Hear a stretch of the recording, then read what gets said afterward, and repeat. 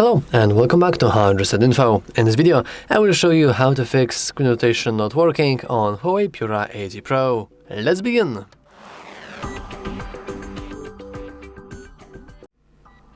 First of all, we want to just expand the control center by swiping from the top to the bottom in the right top corner. And as you can see, currently we have enabled orientation lock.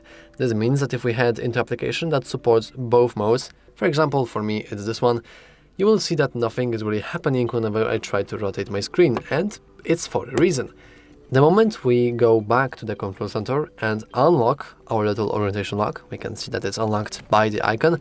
We can now see that if we try to rotate our device, everything is working smoothly.